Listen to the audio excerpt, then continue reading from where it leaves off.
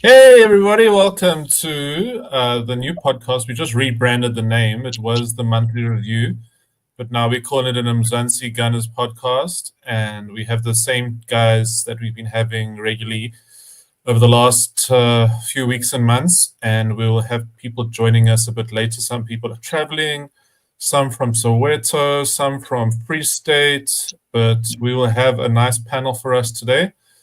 So we have two regulars now, Renai and Ryan, R squared. So thanks for joining us tonight, guys. Oh, yeah, tonight. It is tonight. Yeah. So this evening, it's a good time to be a gunner after a nice performance yesterday. So let's get started with the agenda for the evening. I think I just want to get it on my phone. But in the meantime, just how are you guys doing? How's your weekend been? And then we can jump into the Arsenal news. The weekend has been good. It is a very good weekend to be an Arsenal fan, and yeah, I'm confident about the new season, and I just can't wait for next week. Yeah, no, I feel the same way. But my weekend's been subdued just because I'm waiting for next week. So it's been good to see preseason stuff, but I'm ready, man. I'm so ready. I'm ready. I'm feeling confident as well. I'm excited. Nice.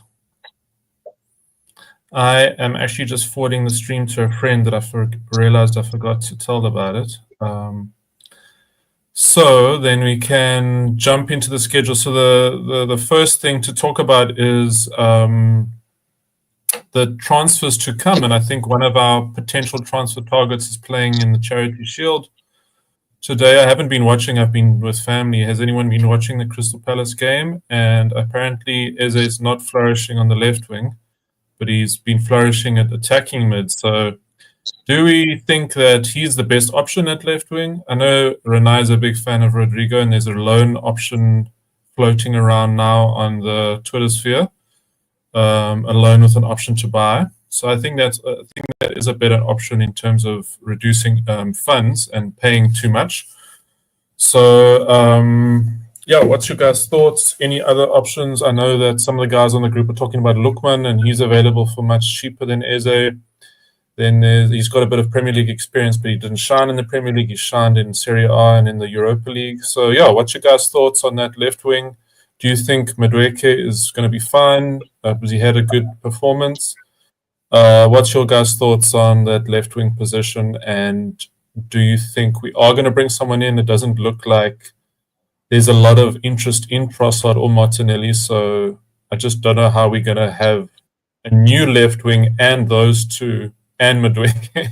So I want to get your guys' thoughts on how we're going to wrap ourselves around thinking about the left wing.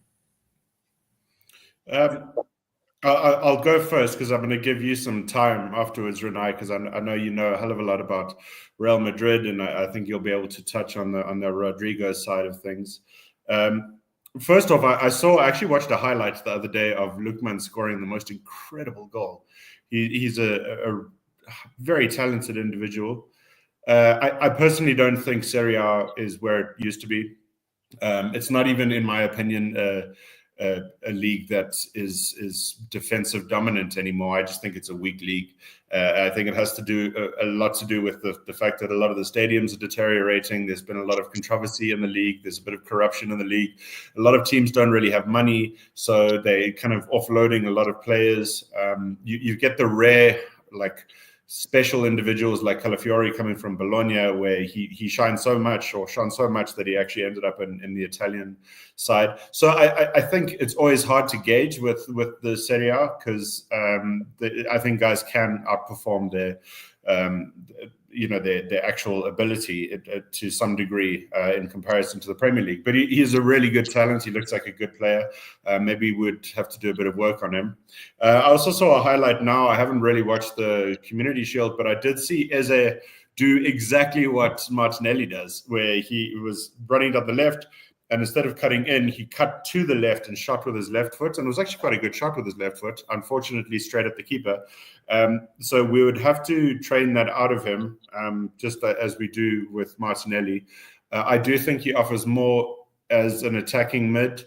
My concern with him would be, is he a centre mid or is he an attacking mid? Because we need an 8. And I know, obviously, Rice picks up a lot of the defensive weight, and Odegaard is allowed to roam a bit more, so Eze could fit that role quite well.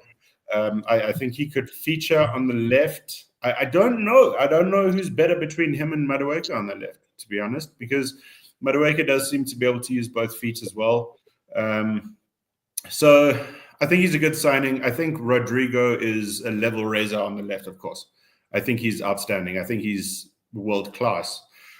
And we've seen that he's happy to defend as well, because Ancelotti put a lot of pressure on him to actually pick up that defensive weight, and that it did affect his game. I initially was stunned by the fact that his stats were so low last season, and it's because of that reason. It's because of the role he was playing.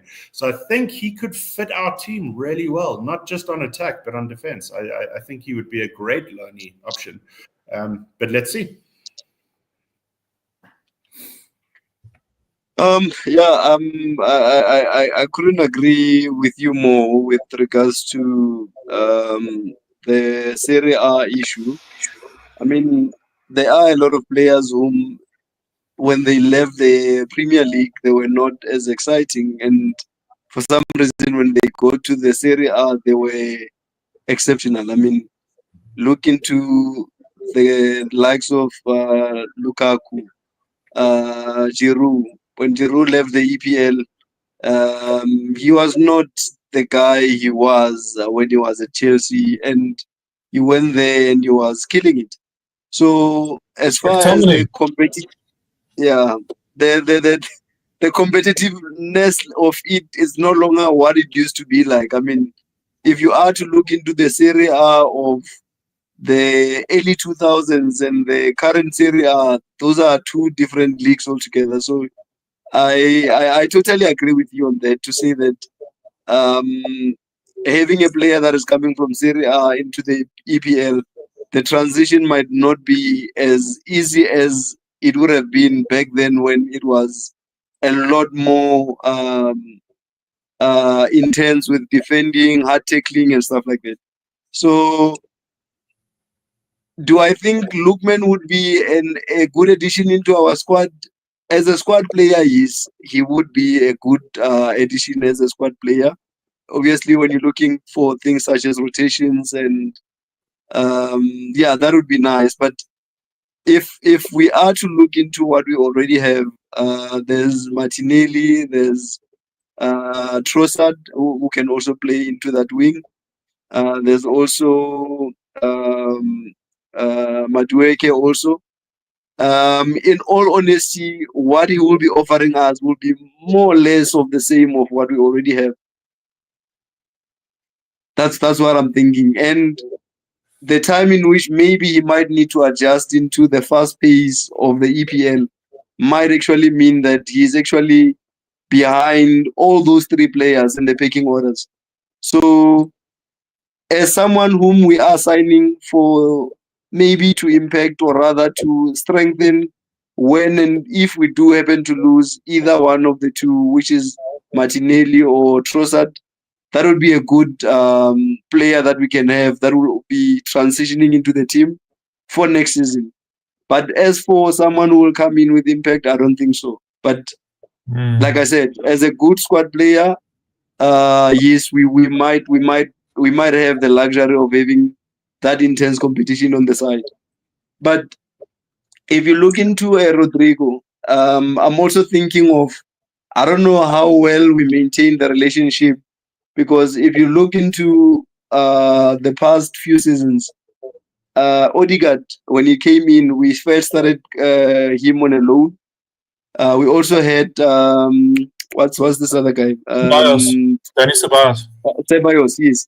Ceballos also came in on a loan, and I think they loaned him to us for about 2 seasons. So I'm certain they good relationship. Yeah. Besides us clubbing in the Champions League, I don't know if they were happy about that, but they do don't mind loaning players to us. Exactly. And even when they sold us Ozil, I mean, Ozil, when he came, he was in his prime, and they were willing to give it to offer us one of their key players. So I think there is a good relationship wherein we can be able to get a loan.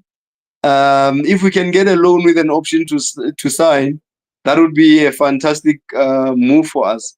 Because what I'm looking at is Rodrigo coming into Arsenal. It will be maybe the only way in which we can get the Martinelli of 2 seasons back. We've got a World Cup coming in next year. He definitely would want to be the one starting into that position. Brazil is being coached by Ancelotti, whom we know that Ancelotti likes the profile of Rodrigo. So I think him coming into our team, not only does it impact our play or does it elevate the way in which we play, but it raises the competition into that wing.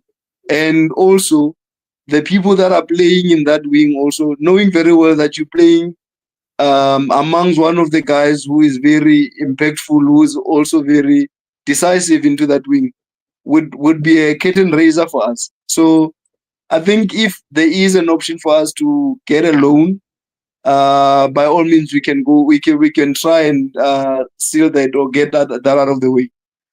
There are rumor mills that are circulating around Spanish media, wherein apparently he wants Arsenal in the EPL. That's his first preference, apparently. So I don't know how credible that is, but there has been a lot of rumors circulating, mentioning the fact that he wants, or rather, he prefers Arsenal. So him coming into our team, I think that is a level raiser. And I don't see him starting on the bench. Straight up, he's someone who's going to start ahead of Martinelli, ahead of Madueke, as well as Trossard. So you are in a situation where, imagine this: you are a defender. 60 minutes, you've got a Rodrigo who's dribbling you left and right and center, and then the last 30 minutes of the game or 20 minutes of the game, you get a Madueke or a Martinelli who will still run you through. So I think that's a very good problem that we might have, provided we know how to manage the minutes of those players. So I would ideally want to have a Rodrigo in that wing. And considering that we've already had some good loan setup or other situations with Madrid, I'm sure it's something that we can be able to pull it off. What I know for sure is that. Sorry, I do think that they'll probably want an obligation to buy. I don't think they'll want an option to buy. If they're going to loan him to us, they'll want us to pay the money next season. I think they'll be happy to get the wages off their books now, and then they'll want money next season. I don't think they'll give us an option to buy. It'll probably be an obligation to buy. It will be similar to Ceballos' situation, because we never had an option to buy for Ceballos. So I think that would be the similar. No, we must have, because he went back to them. So there was remember, it was 2 loans, so there was 2 options to buy, and then I think we declined both options to buy. We just went for another loan, and then he went back to Real Madrid. Yeah. So my take is we need to pursue that. I mean, if you look into the situation right now at Madrid, Xavi Alonso doesn't seem like he has plans for Rodrigo into his team. So that would be the motivation on his side. So he needs to move. And considering the profile of players that we already have, any forward would want to be playing in our team. Any forward who is, I mean, you've got a Gyökeres in the front of the leading the attack. You've got a Saka, who's also one of the most consistent forwards that we've had in the past few seasons. I mean, him going in there, I think he should also be thinking that I can just plug and play from there and we are winning things. I don't see any other team which might be as attractive like we are at the moment. Yeah, no, that's a good call. I think what I would ask you guys is, I think Rodrigo is obviously the ideal for most of us, but I know that people are keen on Eze, but Eze seems to have really quietened down in terms of interest. And I heard somewhere that the release clause of the 68 million pounds or 80 million euros has actually expired on the 1st of August. So there might be. So we've got someone new here. Welcome, Tucky, Arsenal fan. Thank you for joining us. Just put your questions in the comment section. And so Rodrigo is an option, but it's an unlikely one because of wages. So that's the only hindrance. And then I think if we could even just pay 75% of his wages and Madrid pays 25%, that might make the deal more viable. Then you've got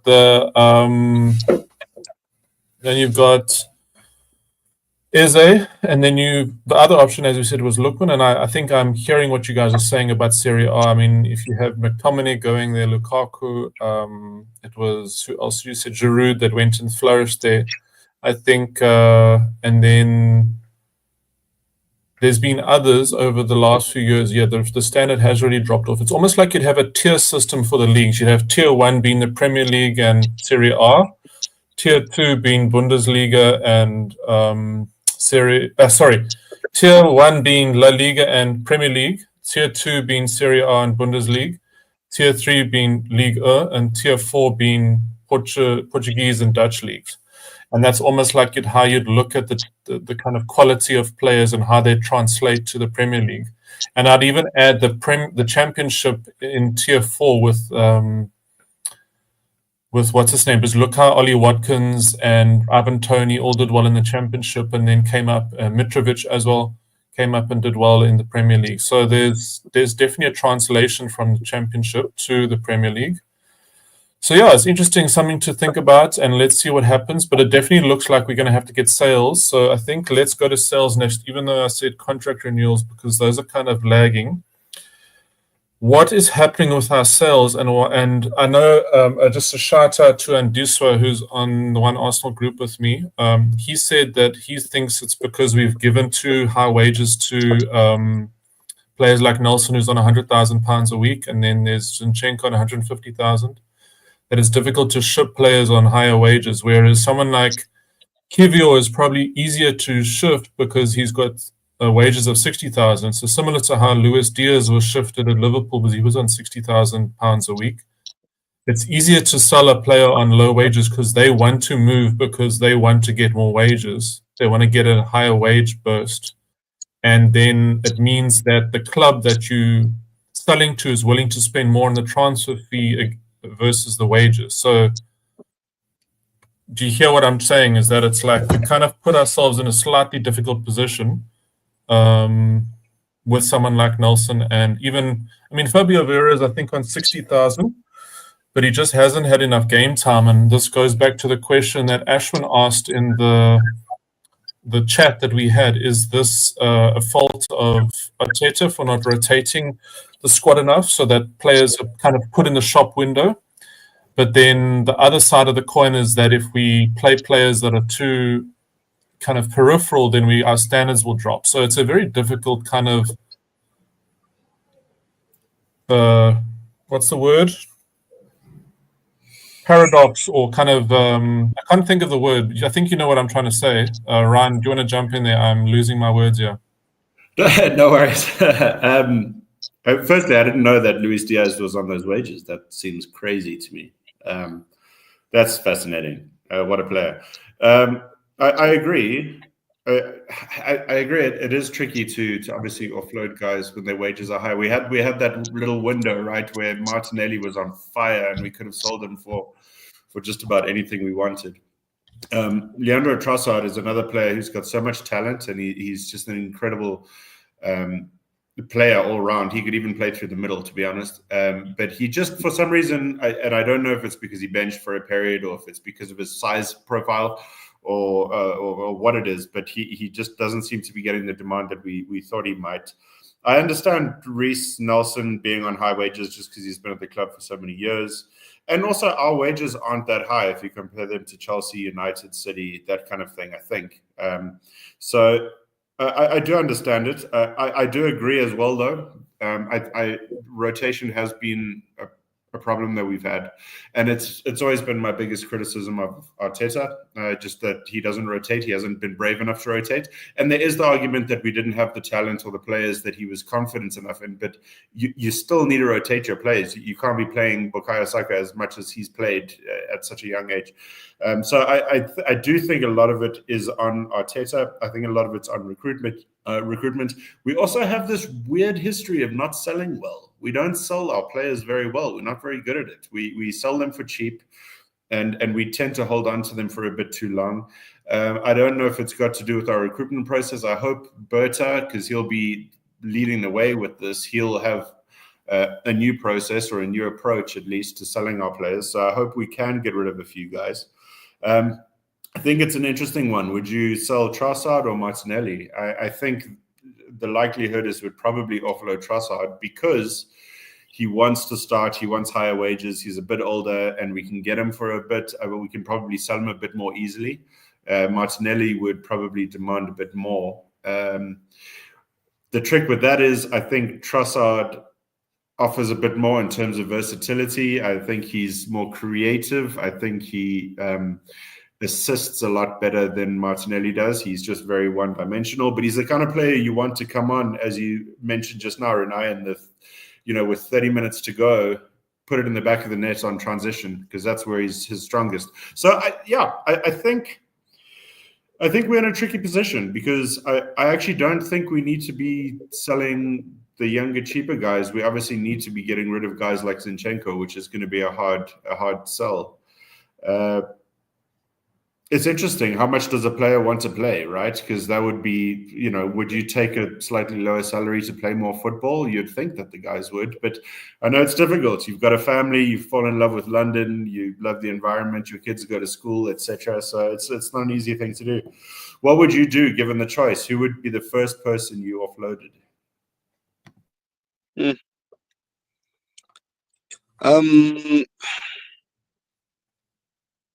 I think, given what we've gotten from the two players, I'm talking about Martinelli and Trossard.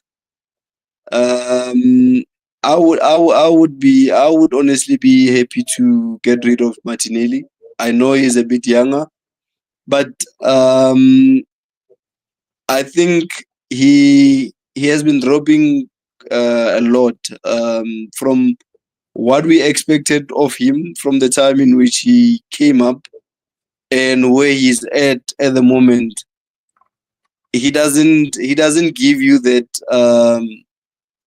He doesn't give you the belief that he's someone who can get better for some reason. I mean, this guy went from being a terror for any defense. I mean, there were times where even it was Klopp. Klopp tipped him to become one of the best players in the world. There was a time where he came in playing as a centre forward, where he dribbled. I think it was N'Golo Kante, where he floored him on the middle of the park, and he went on and scored one of the most beautiful goals that I've seen. And I look at that guy, and I thought, I think we might just have gotten one of the most exciting prospects from Brazil.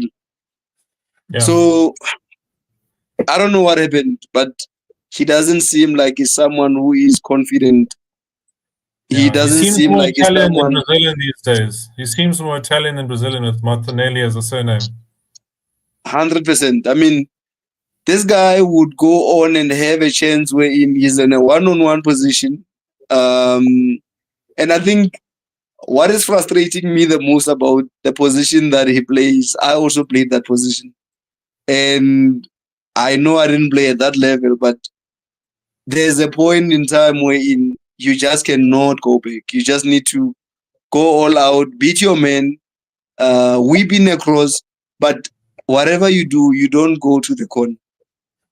No, he Regardless of definitely how goes under. down. He goes down alleyways, and I agree. He's definitely lost effectiveness in the last 2 seasons. I mean, he was amazing in 22-23, but I think we were more transitional. We faced less low and mid blocks 22-23 season when he was effective on the wing. And then, as you rightly said, in 2021 and 21-22, he was more effective down the middle. Actually, it was the 2019-20 season, I think. So those seasons, Now, I think, was it 2021? 2021 years. Yeah, 2021. So, He was more effective down the middle.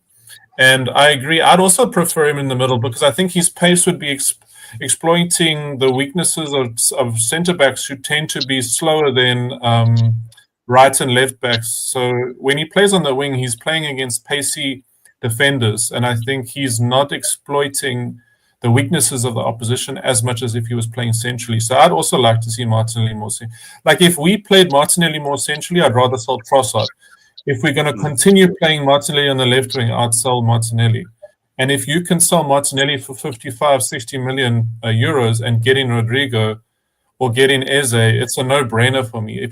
If money's an issue, sell Martinelli. If money's not an issue, sell Trossard because he's not wanting to renew and you're going to lose him for free in 2026. So that's what I'm thinking. I just want to go to some comments here. Besides Lokonga and Nelson, I'd keep everyone until January, and this is from Sofiso Klengwa. Is injury can really hit us. I agree. I think it's a little bit now. We've brought in 6 players, and then to only sell 4 players, and still have got a lot of players back from loan. I think it's a little bit too bloated, and then wage-wise, we would be a little bit over committing. So I agree with you about Lokonga and Nelson. I would also sell Vieira, though. I think I just don't see him adding much to the team. Especially if you're looking at Eze, yeah, especially if you're looking at Eze. And I wouldn't be mad if Zinchenko stayed. I'd like to see him play more in midfield. I think on his wages, it's unlikely he'll get a move. And the same with Trossard. I wouldn't be mad if he stayed because he's on low wages and he's a very good player. He can play all across left wing, second strike or false 9, in attacking mid and right wing. So Trossard is a very versatile player that is more versatile than Martinelli as well. So it's a discussion, but I think there's lots of comments here. I just want to go to some more comments. Someone said they agree with you, Renai. Super Samuel, number 14. Watson is the one we must sell. Max would be given a chance if we clear space. Even Rodrigo on loan would pay better than that position. Yeah, so we haven't even spoken about Max yet in light of the wing conversation and how exciting has he been. In the 2 games we lost in preseason that were quite frustrating games, Max was the bright shining light. He didn't play a big role against... did he even play against... I missed some of the game. Did he play in the last game against Athletic, Max? I didn't see him play, but Yeah, I also missed some of it. So I'm not. Yeah, I had a CPD course. I only watched the highlights and watched the first half an hour, so I missed a lot of it. Do you know what? I found?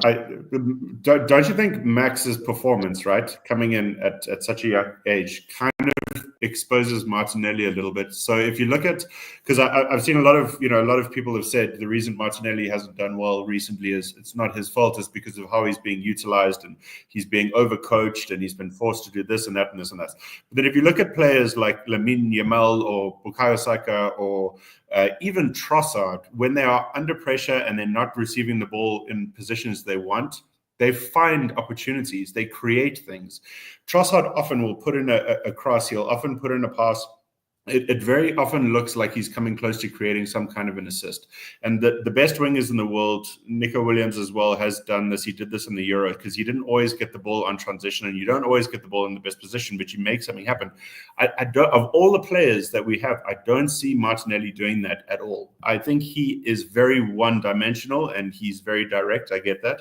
But I don't think you want a winger that can only perform on transition. I don't think that is an asset. So I would keep Trossard as well. Sorry, just to go back to the Martinelli thing and him thriving, I think he needs an overlapping left back. I think that'll place him more centrally. It'll allow him to make more runs against the centre back. And if a left back is occupying the right back, like a Calafiori, but now Calafiori is made of jelly, so he's getting injured all the time.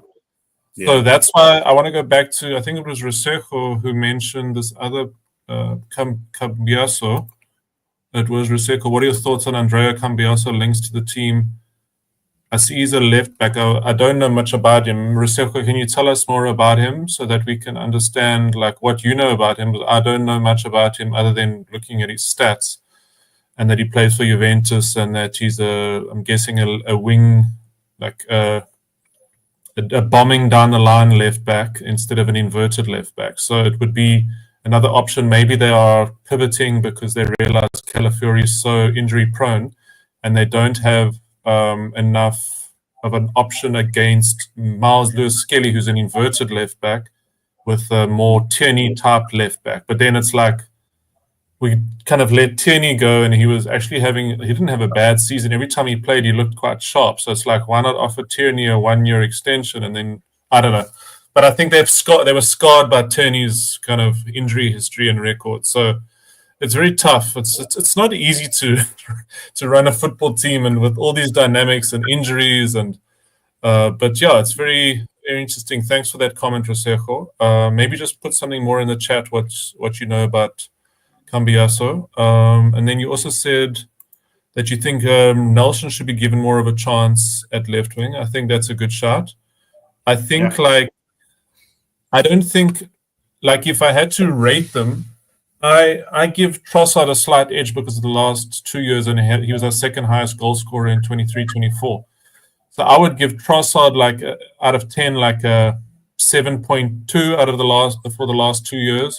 Martinelli a 7 out of 10, and I'd give Reece like a 6.8. But I would say if Rodrigo came in, he's at like a 7.8 out of 10. So he's far superior to Martinelli. So it's really tricky because the current options, and I think Madueke is also like a similar, like a 7 point. I mean, he hasn't played a lot at left wing, so that's where he's an unknown factor. He could possibly overtake Trossard and Martinelli easily and kind of make the left wing spot his own, because he did look sharp in the highlights that I saw in so let's see what happens at left wing. I think we could talk about it for a long time, but another comment here from Half Volley. Good point that his breakaway speed is rare in the Premier League, and only Madueke probably comes near to this. And then another comment here about Max Diamond. It's preseason. I saw that Max Diamond beat his man 1v1 in no game. Could Martinelli do that? That's a good point. And even if he has, I'm not sure Martinelli would do well. So yeah, these are good points. I think it's a very good discussion. It's raging on a lot of the groups. There's some real big Martinelli fans, and then there's some that have just got a little bit tired of like kind of the one-dimensionalness of him and the lack of dribbling capabilities. And I do believe to break down low blocks, we need more dribblers, whereas we face very few high lines where Martinelli is going to be more useful. So Martinelli is useful against high lines where we can play balls over the top and he can run in with his pace behind and then score goals. So it's tough. It's really tough. I think it's something that we're going to have to keep looking at and talking about. Some more information on Andrea. It's true. He's close to traditional left back that overlaps. I think would help Martinelli. Yeah, so that's what I was on Twitter. There's a guy Tony Uzumaki, and he was saying if you play Martinelli, you need an overlapping left back like a Tierney to platform Martinelli centrally. But if you play Trossard or Madueke, especially Madueke because he's left-footed, then you need an underlapping Miles Lewis-Skelly who's on the inside to provide that inside ball. And then Madueke provides the width because he's left-footed, so he can go all the way to the byline and put crosses in. Whereas Martinelli is going to go to the byline and then have to cut back onto his right or put a weak cross in on his left. So those are the interesting things to think about. Yeah, because as soon as we invert Lewis-Skelly, then Rice and Odegaard push up, right? So it kind of restricts the play that the wingers have, which is ideal for Saka because he tends to cut in and he's quite good at cutting in and running across. Whereas Martinelli it's the one part of his game that he's never really been able to figure out. Trossard does it well, but Martinelli not so much. So I mean, ideally, I'd love to see us find a way to unlock him. I think he assisted Saka in the third goal against Athletic, and he was in the center when he did that. So that was interesting. So maybe there's an opportunity with Zubimendi putting in long passes straight through to Martinelli and us beating the mid or low block. Well, probably the mid block. The low block's trickier because you do need him to cut him.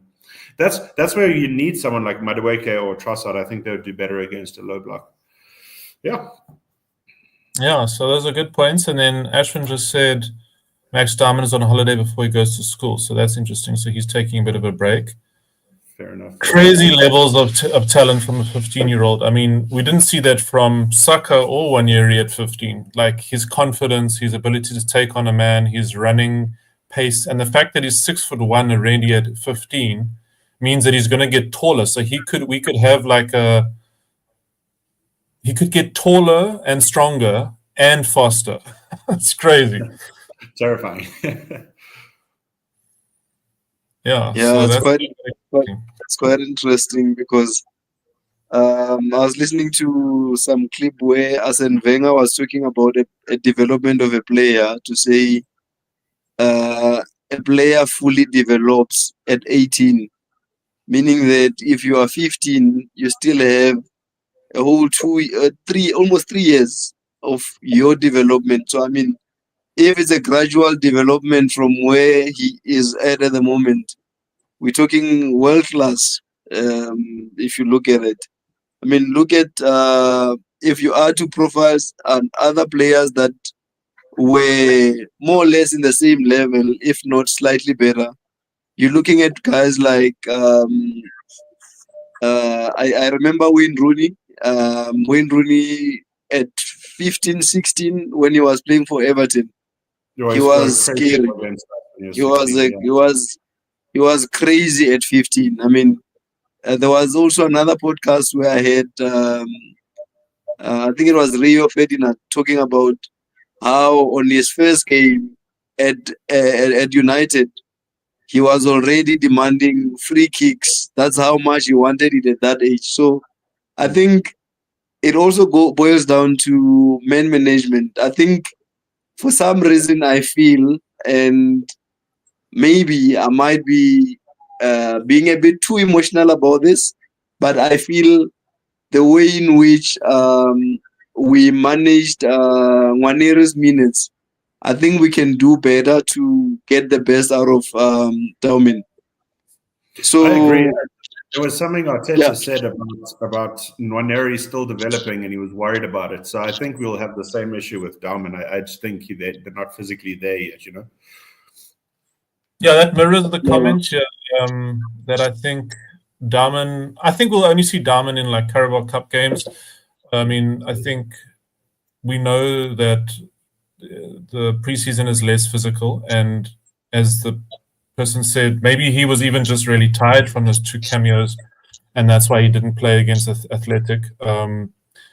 But because he had really involved games, it's not like he was in the periphery or kind of hiding. You know, sometimes these debutants can hide, or the team just don't pass to them. But everyone was passing to Dayne. They weren't shy to pass to Dayne. He was getting a lot of the ball. So yeah, I think he'll probably shine in like lower league, like easier cup games, domestic cup games. And I think we'll mainly see him there, and then occasional like 5-10 minutes here in the Premier League. But I agree. Physically, he's probably not ready for the Premier League. I mean, he is 15. It's just a crazy thing to put your head around. When I was 15, I was nowhere near to being an international footballer. Yeah, no, it's crazy. It's incredible. The fact that he now has to go to school as well, it's weird. Or maybe he must start training a lot with Havertz. He'll get Havertz looked good. Havertz looked great. Let's actually talk about the results. Obviously, we had the 2 games where we were looking a bit dull, and we didn't impress.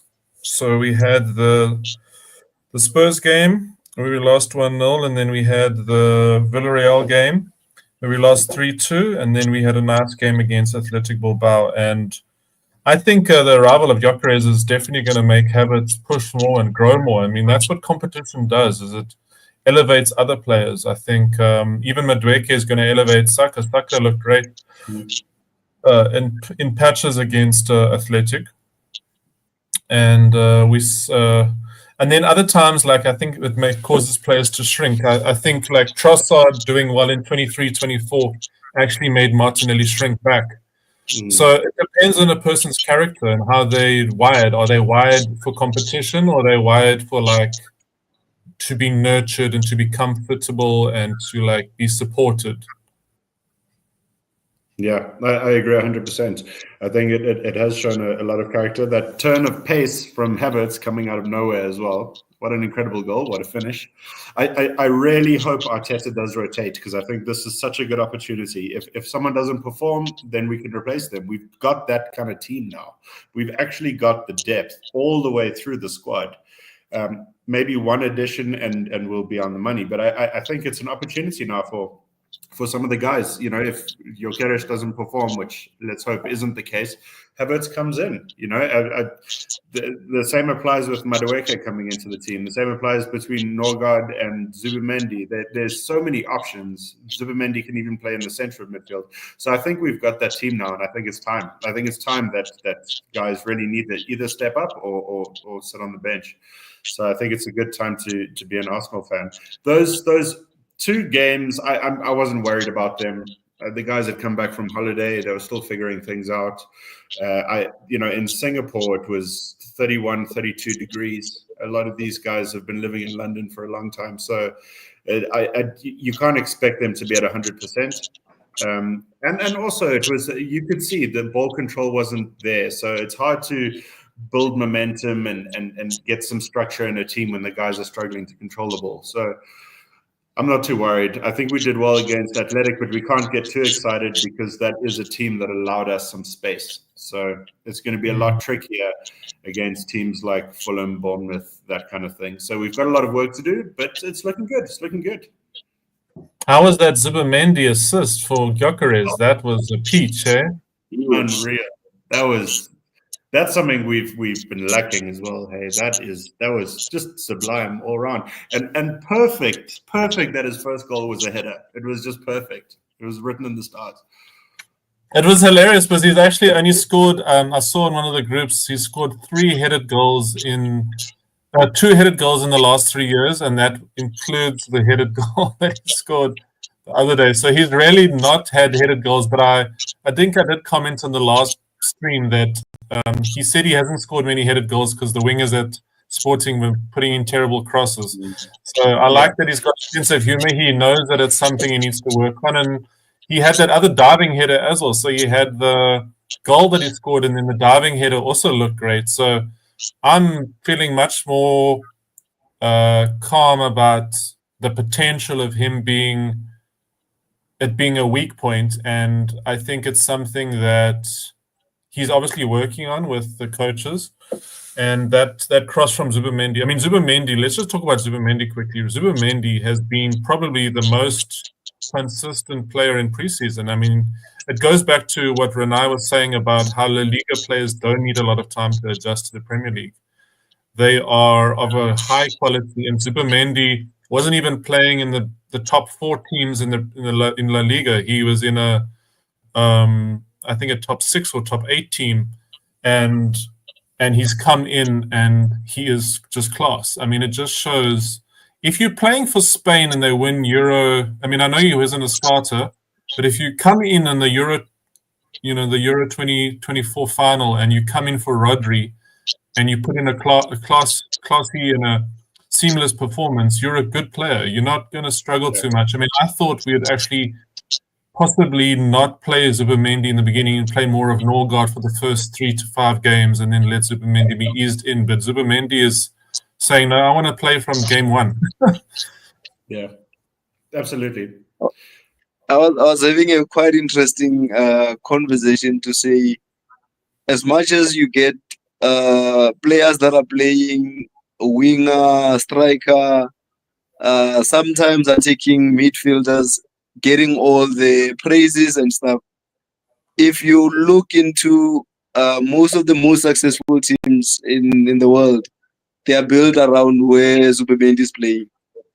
And I think those are the unsung heroes that are not getting as much credit as they need to, because think of guys like your Ngolo Kante, even Rodri, you can also put him there. Think of guys like, if we are to go a way back, a Vieira, Patrice Vieira.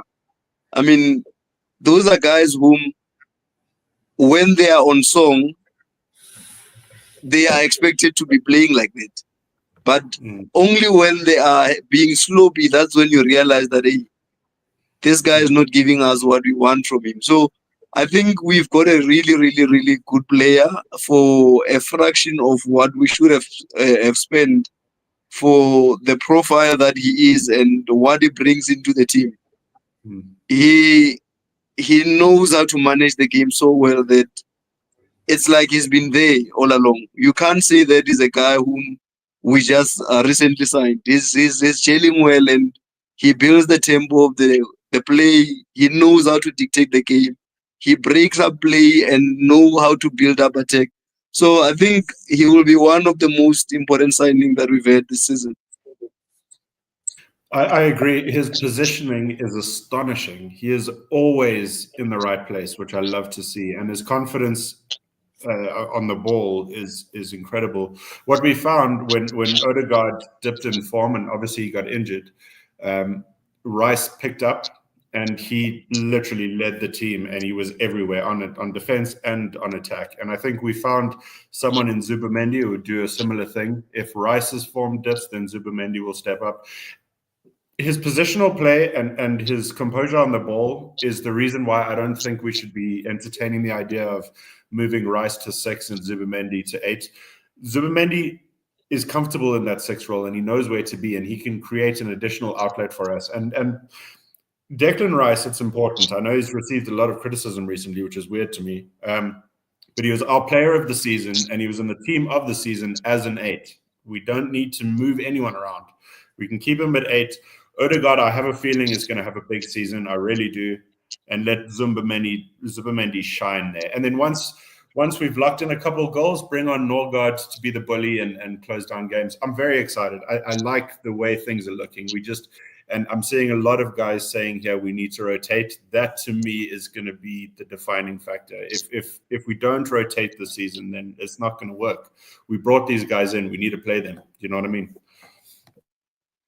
And the good thing about rotations, not only does it help with resting players or managing the minutes the players are getting, it also raises the bar where competition is concerned. And for an example, you are going in for, let's say you are a Martinelli, you're going in for whoever that's playing there. Let's say Rodrigo, God willing. You get there, this guy has raised the bar so high. That 10 minutes that he's going to get, he's going to make the most out of that 10 minutes because he wants to prove to the coach that he deserves to be playing more than he is playing.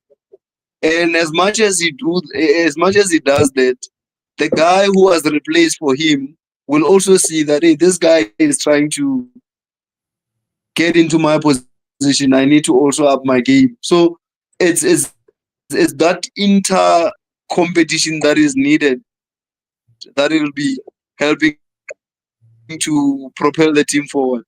So if you are being in a situation where a player is only being introduced maybe in the last 5 minutes or so, that doesn't inspire much confidence to say the coach believes in me. But if you are being given, it will also be very interesting in how also the cup games are being managed as well. Because if you can look into last season, most of the games, be it a cup game, a Carabao Cup, an FA Cup, Champions League, the league, we were one-dimensional, same lineup. right through. And if we are making changes, we only make changes later on. And I get the fact that maybe we didn't have a right profile of players in the bench who can come and impact the game positively. But the way instead how we thought she was also quite interesting. Renai, you're just frozen. I'm just going to take you off the stage and put you back on. That's unfortunate. He was on a roll there, man. I was enjoying that. Yeah, but I think it's what a lot of the people in the comments are saying, that this is the season where Arteta has to rotate more. We've had the injuries last season, and we need to do better. Gonna come in and make a difference there he is. into that stuff. I'm just going to take him off because I can't. It was breaking up. I'll just message him. We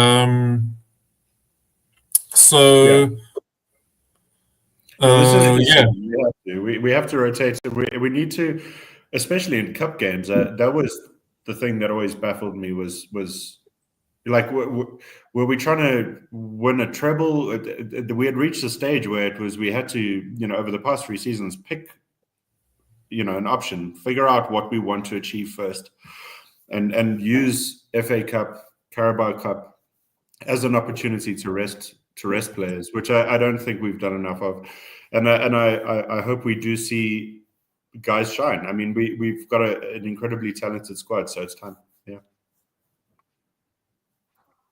Okay, I think Renai is back. Can you speak a bit? Just testing 1, 2, Renai. Hi guys, can you hear me?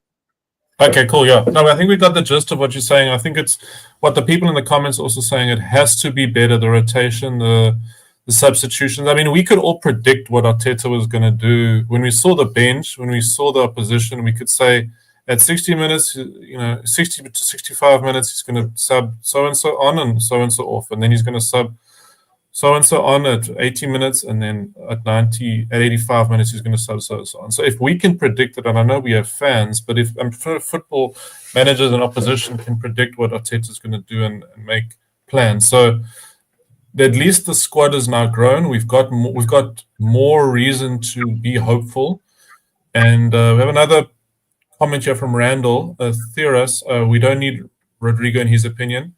None maybe add Eze. He doesn't know if Eze will move after another trophy today. Good vibes. Yeah, they won. I just seen that. I didn't realize they won. Yeah, they won on penalties, I think. Wow. Yeah, they did. Well, that's a good start. That's fine. It's good to see Liverpool lose. Cool. Okay. Unfortunately, when you lose the Charity Shield, you often go on to win the Premier League. I think it's only 3 teams in the last 12 years have won the Premier League and won the Charity Shield. But I don't believe in superstition. It's a pure luck thing. I think it's just a pure coincidence, in my opinion. Absolutely, yeah. I agree. So, yeah, so let's go on. I think let's talk about the first 2 games, the Man United game and the Leeds game. So what would you guys do versus who would be your starting lineup versus Man United, going from goalkeeper, defenders, midfield, and attack? So and forwards. I'll start with myself. I'll go first. So I would say I would start Raya, Miles Lewis, Skelly. I would start Kivio. I wouldn't put Gabriel in yet. I'd give him a bit more time to adjust and not play him yet. Then I'd put Saliba. Then I'd put Timber. I think White is playing better lately. I think he's doing better. And like the end of last season, he just had a terrible season because of injury, and whenever he came back, he didn't look himself. But he had an amazing 22, 23, and 23, 24 campaign. So it's very unfortunate for White, but at least we've had Timber, and almost like when Timber was out, White was amazing. Now when White has been out, Timber's been amazing. So we're quite blessed at right back, but I would, play Timber.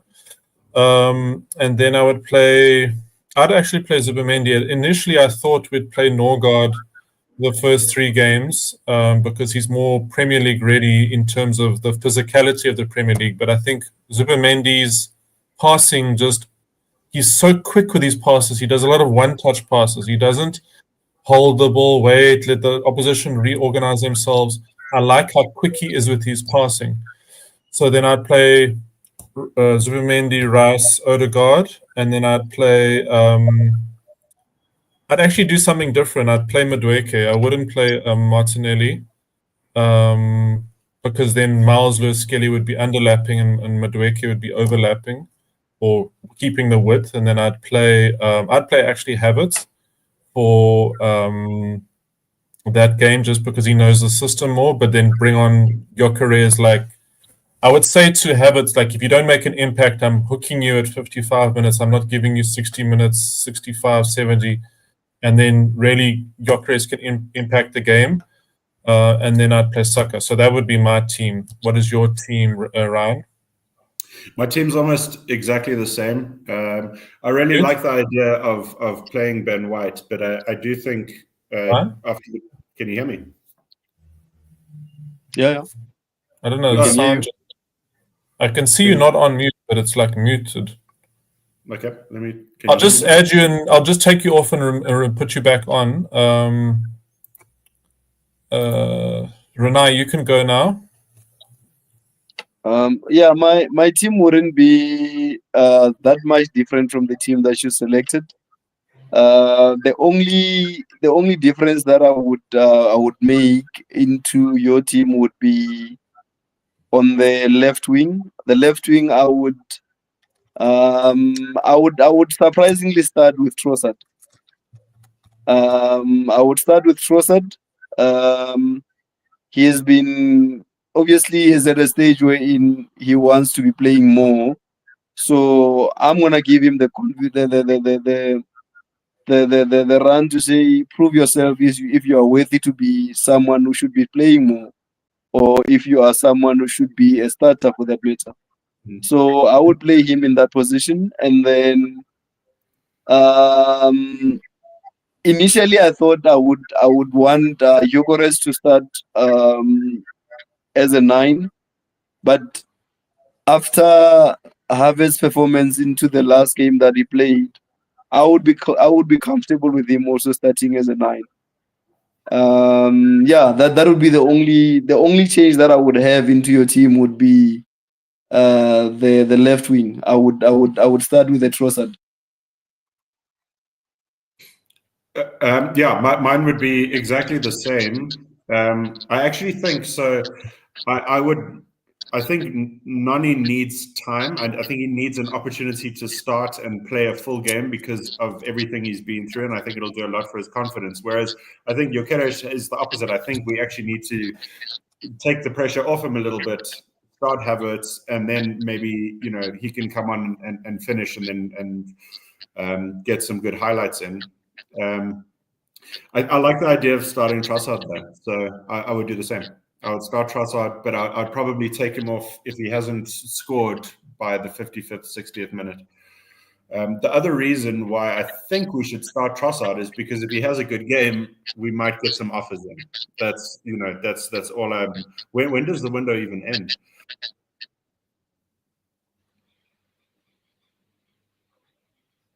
I think we lost him. I'm not too sure. I think, is it not the 31st of August? I think it's the 31st of August. Yeah, I think it is.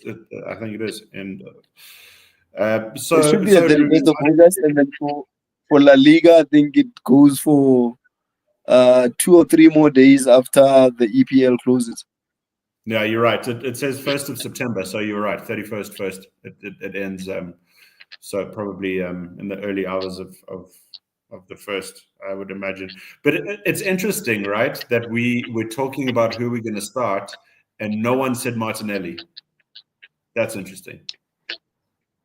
Now, again, the Martinelli issue. Remember, two seasons back, 22-23, when we were winning a lot more with Saka and Martinelli, the way in which they were being marked by every team was doubling up on them, both of them. But as we went into last season, they only started doubling up on Saka alone, and they let Martinelli be for some reason. which shows that tactically the way in which he approached the game changed, because I believe if he was a constant threat like he was, they would still continue doubling up on him like they were doing 2 seasons back. So yeah, I think everyone can see how there was a change in how he approaches the game. Yeah, I agree 100%. Yeah. So yeah, to answer your question, exactly the same as yours, actually, Renai. Yeah. My sound went funny and I didn't hear what you guys said, so I'm just gonna put that. Like, I don't know what you said, but I'm sure it was great. I'll listen when the stream is out later. So, does anyone know anything about Leeds? Does anyone watch some of the championship? And what we would do against Leeds differently from United? To be honest, no, not really. The some of the championship I have watched hasn't been Leeds, so I wouldn't actually have a clue. It's going to be an interesting one. I would say maybe against a team like Leeds, they might be physical. So I don't know if it'll help to have Norgard in. I know we obviously want the creativity from Zubimendi, but it does seem like they're probably going to go with a low block. So I'd say maybe let's try and get as physical as we can with them. That's probably a good game to start Havertz as well, actually, to be honest, depending on how things go against United, because I don't know how free-flowing it'll be. But also, to be fair, I know Leeds a few years back were very, very open and very attacking, but I don't think that's the Leeds we're going to get now. Yeah. Yeah, that's the thing is when teams go down, they tend to change their tactics. They don't stick with that free-flowing football. And it depends on what the new season brings. So let's see. And then let's have a look at the end of the stream. We were going to look at. So, firstly, I didn't put this on the agenda, but what would you rate the transfer window out of 10 so far? And what would you need it to be like a higher score? Like, what are you hoping for? I know we've spoke a bit about that earlier. So, what do you think out of 10 at the moment, Renai? I would give it a 9. And the reason being, we managed to address the key areas that we needed to address. For the longest of time, or rather, the past windows were so frustrating that we kept on adding on and strengthening the defense without ever entertaining the thought of getting a center forward. So that was one frustrating piece of business to say. We went into the past 3 seasons knowing very well that we need a center forward, but we kept on adding on defensive players, adding on defensive midfielders. So I think the key pointers that we needed to address was a center forward, which we did. We needed to get a cover for Saka, which we did. We also needed to strengthen in defense. I mean, Masquera coming in, Nogard coming in. Those are some quite interesting profiles that we added. Zubimendi, that I think we would come back into this window and rate him as one of the best signing we've had by end of this coming season. So it's quite interesting that we did manage to do a very nice piece of business with the incomings, and not only that, but we also managed to renew or extend contracts of key players as well. I'm not so sure as to how far we are with Saka, but I know Waneri we did get that done. There's also Scaly, we sorted that out as well. So I think the only thing that can make it a 10 for me would be even if we don't bring in a Rodrigo, even if we can bring in an Eze and manage to offload maybe 2 players for a decent fee, I think that would then make it a 10. But for me, that has been one of the best windows we've had I don't recall a season where we've made so much exciting signing. It has always been. It will be maybe one exciting signing and a couple of question mark signings where you're thinking, we'll see how this will turn out. But I think I would give it and I would give it a 9. Okay, that's good, bro. I said in the last podcast that it was an 8.25, and then if we signed Eze, it would go up to a 9.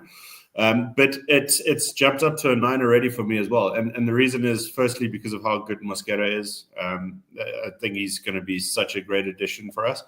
And as I've had more time to think about it and look at the reasoning behind it and watch his start so far, I'm really excited about Noni Madueke now.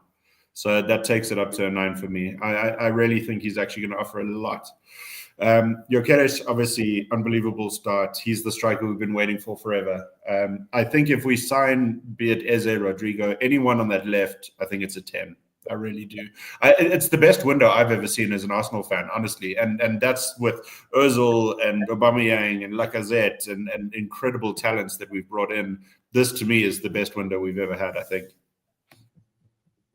No, I think that's a fair assessment. I would say 8.5 at the moment, and then could raise up to a 9.5 with Eze, and if we get good sales, a 10. So it could be really good. So I agree with you guys there. And then I wanted to do an exercise with you guys about the last 6 seasons of Arteta's reign and how much you'd rate his performance as a manager over those 6 seasons. So it's 2019-20, which was half a season.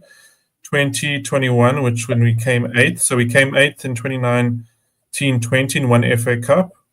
Then we came 8th in 2020-2021. We came 5th in 2021-2022. Second in 22-23 by 5 points behind, and 23-24 2 points behind, and came second. And then we were, I think, 10 points behind in 24-25. So what's your thoughts? And then obviously made Champions League semi-final. So how would you kind of rate the different seasons? And yeah, what's your thoughts there?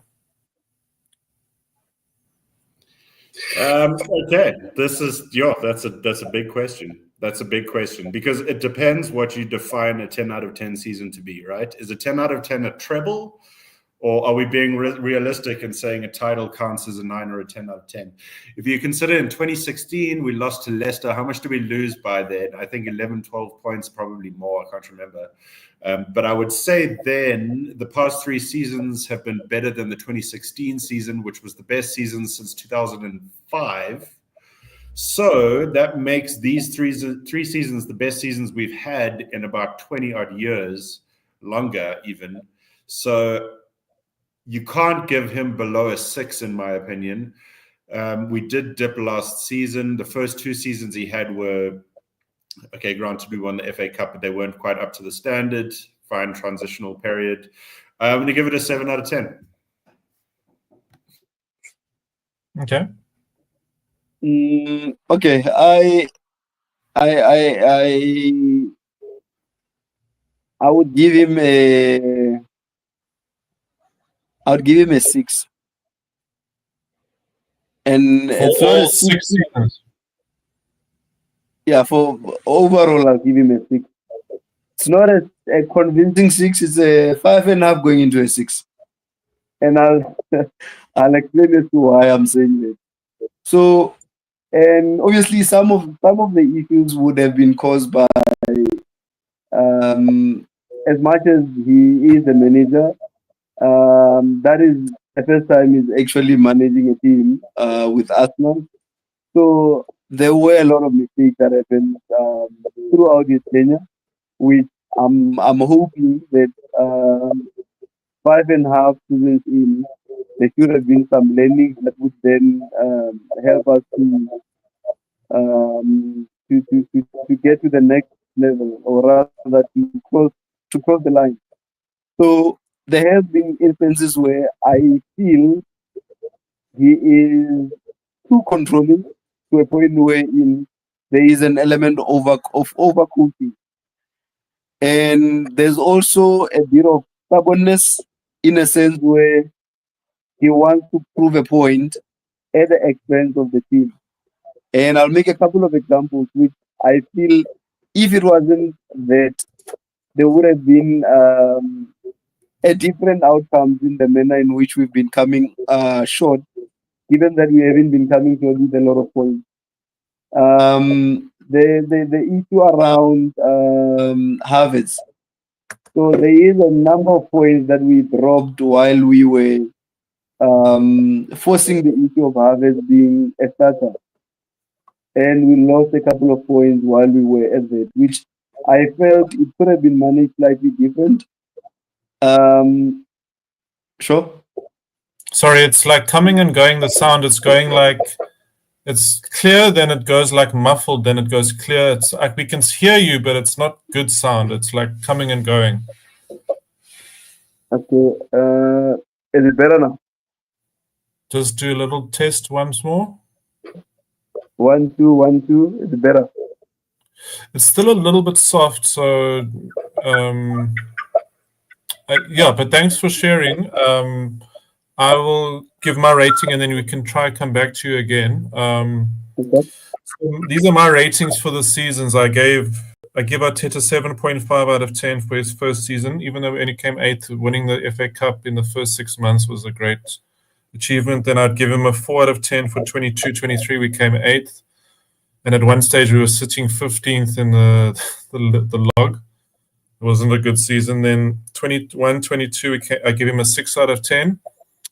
We missed out on Champions League football after being in a commanding spot and kind of bottled Champions League football in the last 5 games. Then I'd give him an 8 out of 10 for 22-23, our first title charge since 2016. So that was great. But we were 10 points ahead at one stage and we dropped off. So that is not a good. And then I'd say for 23-24, I'd give him an 8.5 out of 10. We were literally 2 points away from a Premier League title. And then for 24-25, I gave him a 7 out of 10. And that's mainly because of the Champions League performances, which are really good. And then our performances, and then the injuries hindering us. And I don't think that's fully in his control. And he did want a striker, and they didn't give him a striker in January. And he wanted a bigger squad, and he said the squad was too small. So I think he was a bit hamstrung last season. So that's why I gave him a 7, even though I think there's definitely an argument to give him a 6 or a 6.5 out of 10. And the average of those scores is 6.8 out of 10. So I think it's fair. I think it's a fair kind of summary of his time with us. And I think that for him to get an 8, at least an 8, or an 8.5 is to win 2 domestic cups or one of the big ones. So it's or even a 9. I think that would be my rating to give him a good, I don't think coming second will give you another 8 out of 10. And we also don't want to come second again. I think it's at that stage of the project where we need to get over the line. I think even if it's making a Champions League final, some sort of progress needs to happen. Making the Champions League final and we win a domestic cup, I'd be happy with that season. But I think if there's no trophy and we're not progressing in the Champions League, then we are kind of stagnating with Arteta. So he's been given the squad this season, so I think it's go time. It's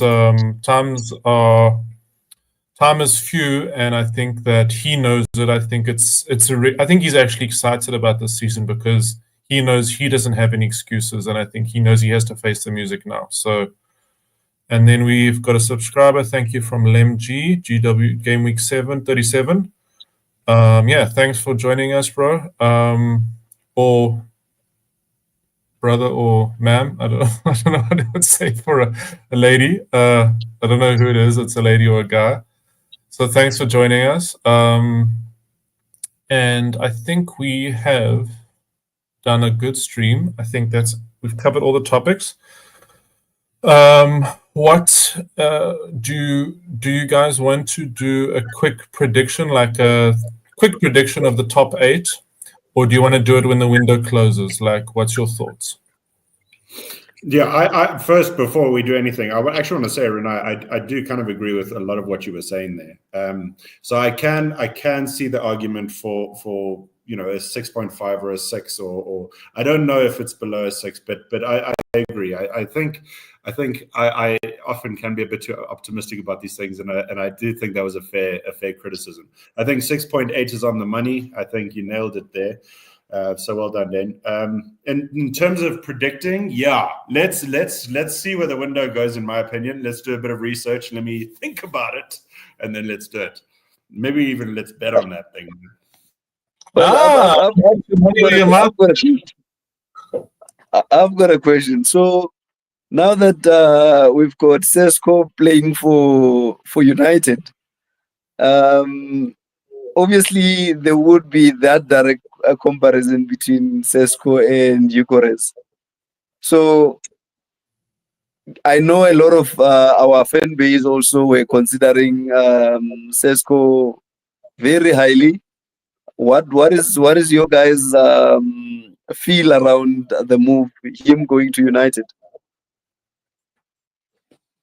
That's a good question. I think I wasn't like a huge Sesko fan. I think I preferred him to Gyökeres, but I actually preferred Isak, Watkins, and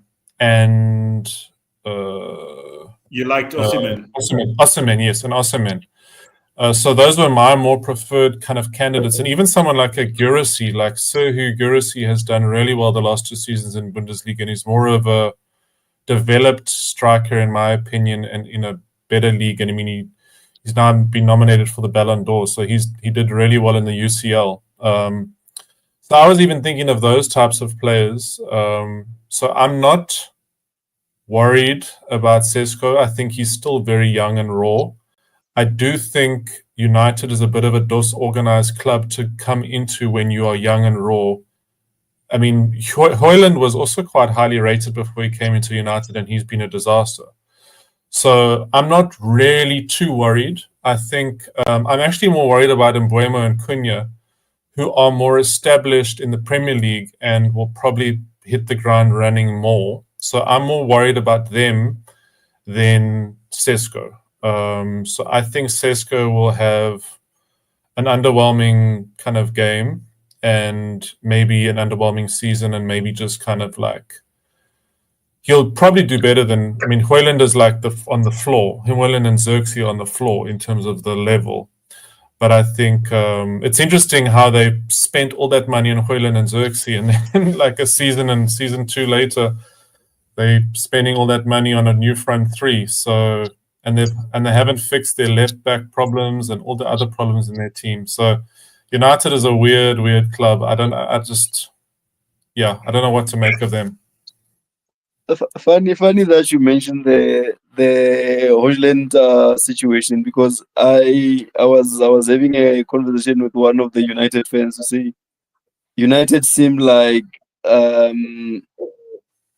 the way in which Chelsea was doing business 2 seasons ago. It's exactly the same, because I mean you signed a Højlund for whatever money that you spend on him, a striker, a lot of potential but unproven, and they actually doing exactly the same thing. I think from the onset, I was never a fan of Sesko, given the fact that we've been longing to have a prolific striker for so long, and having him at the age in which he's at and at the level in which he's at as far as his development is concerned, I feel it would have been too much for him to come in versus the expectation that would have been there for such a young striker. I think we were going to set him up for failure, and honestly, that's the reason why I was not so keen on having him.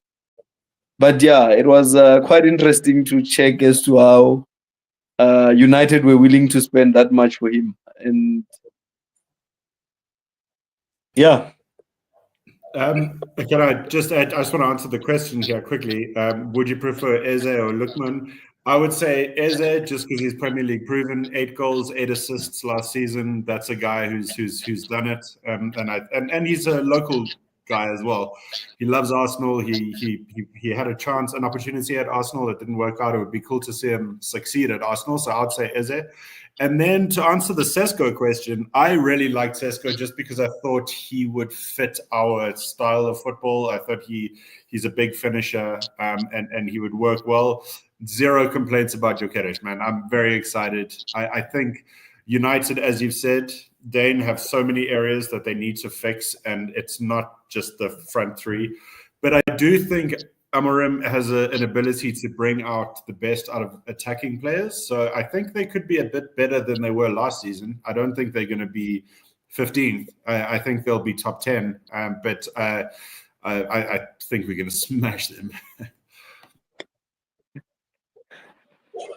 Yeah, well, that's it's really quite interesting to if you can get an 8, I would be very happy. Like if there was a time where I felt so much pain as an Arsenal fan, it was the time we lost 8-2.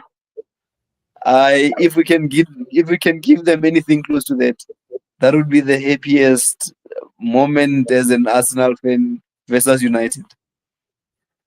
So that 8-2 game, I was on rural block in Limpopo. I was in Elam Hospital, and I drove all the way through to Louis Trichardt for an hour and a half to watch that Man United versus Arsenal game. And then we got clapped 8-2, and there was only Man United fans in the pub, and they all laughed at me. And then I had to drive an hour and a half home in the dark, feeling very miserable. So that game has stuck in my head. Trauma. Yeah, PTSD, bro. PTSD. Do we get 20 plus goals from Gyökeres this season? I think he'll get 15 to 18 in the Premier League, and I think he'll get another 5 in the Champions League and another 3 to 5 in the domestic cup. So I think in total he'll probably get about 25 goals in all competitions, and then I'd say about 18 in the Premier League, 15 to 18 in the Premier League. So that's my prediction for him. Yeah, I think he's going to kill it in the Champions League. I think he's going to score an incredible amount of goals. 5, 6. What's the record? 7 or 8?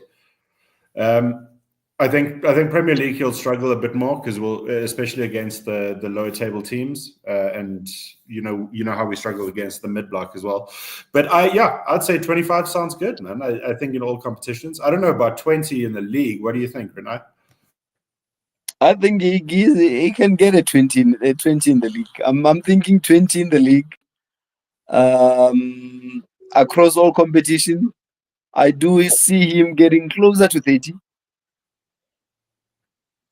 And this is solely coming from the number of chances that we create. If you can check the last 3 seasons, we've been among the top creators of chances, and equally we've been also missing out a lot of chances as well. So if we are to consistently create the number of chances that we've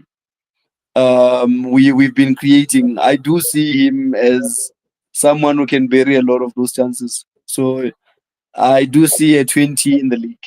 A 20 in the league, maybe across all other competitions, a 28 to 30. That's where I'm seeing him.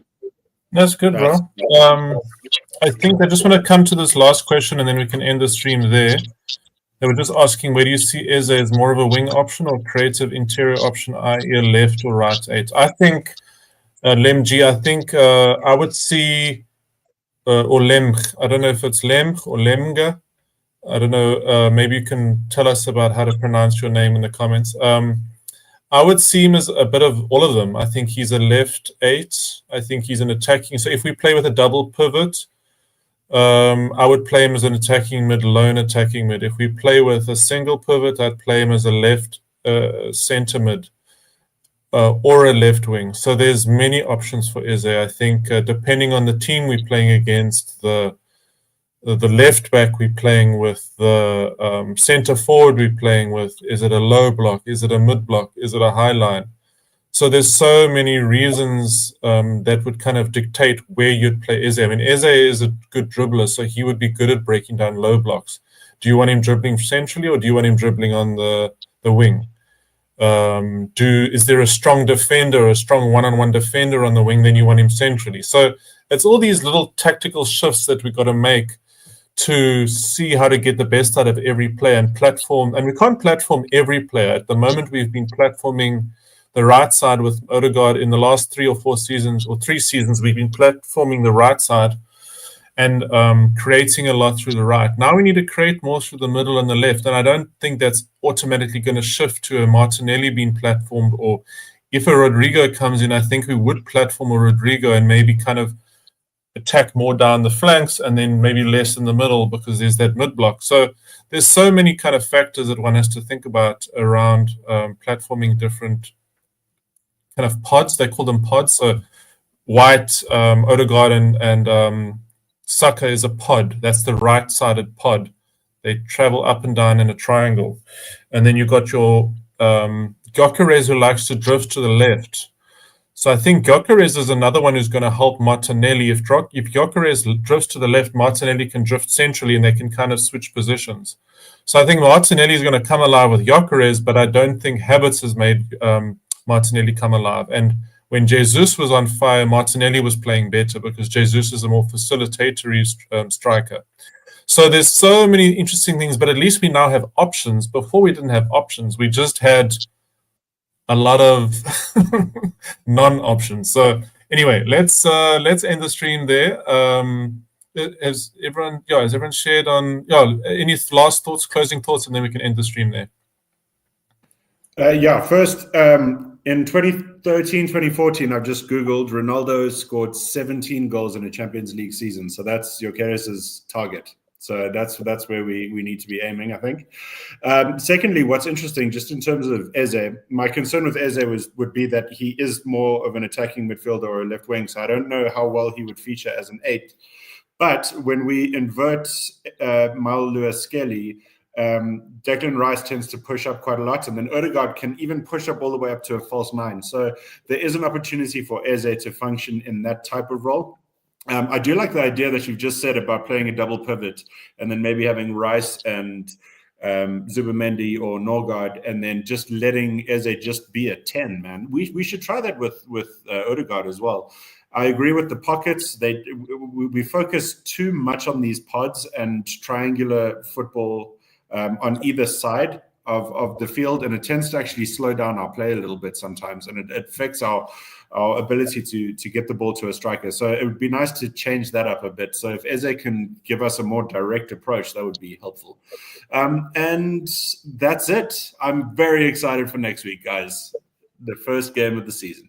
Oh, and talking about that, sorry, before you come in, Renai, there's been an exciting development with Arsenal South Africa, the supporters club in South Africa, and they've got now 2 official venues. They're going to be hosting games at Hooters in Fourways in Johannesburg. That's now the official venue for Johannesburg. And then there is going to be Durban. They're going to have a Hooters in Durban. So there's now a venue that Durban Gunners can watch at, and that's the Mshlango Hooters in Durban. So those are the 2 main venues that you can watch at. So check those out.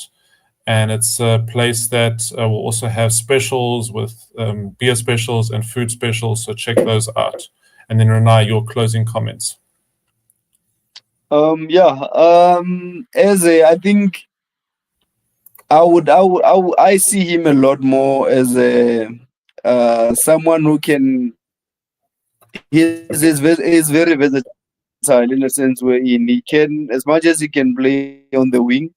But we had a very dry spell where Odegaard was off form, and he is the type of guy who can give you solutions where whenever such things presents itself. I mean, you don't predict things such as injuries and stuff. So I think now that I'm also looking at it like that, And Eze would be much more of an important addition into the team, looking into what he offers over and above just being a wing player.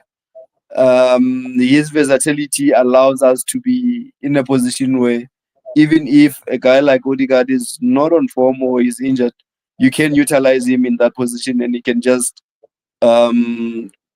get in there and continue where Odegaard left off. If not, deliver slightly better than what Odegaard has been giving us. So I would see a lot more of him as an attacking mid than a winger, which, as far as wings are concerned, we are already covered. We do have a couple of people that are there to cover where there is needed. So, yeah, but other than that, I'm really excited about the season. The last time I was this excited about a season was, I think it was the time where we had an Alexis Sanchez.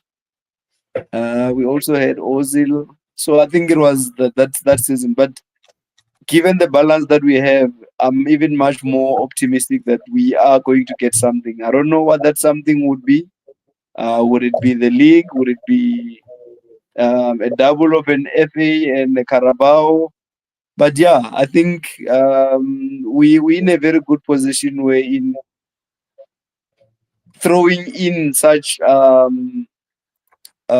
predictions, it's not more of a wish or a far-fetched dream. It's something that if we are to do what needs to be done and manage the squad correctly, we can achieve a lot more. Yeah, good thoughts, bro. Just quickly wanted to say hi to TA in Jakarta, Indonesia, which is really cool. So have you been excited to see games in your time zone? It must be nice to watch the preseason games in Singapore and Hong Kong in a better time zone for you, TA. How was that? And then Lemji asked about the next stream. So I was just saying it'll be in 2 weeks' time, possibly on Saturday or Sunday. So just check your notifications, just put the notification bell on for Gunnercast SA, and we will be back with the Mzansi Gunners podcast. Thank you for everyone joining us. It was an awesome podcast. We really enjoyed having you. Remember to like, comment, and subscribe, and we will be back soon with more South African Gunner content. Thank you, panel. Thank you, Renai and Ryan, for your R-squared comments and insights. We really appreciated it.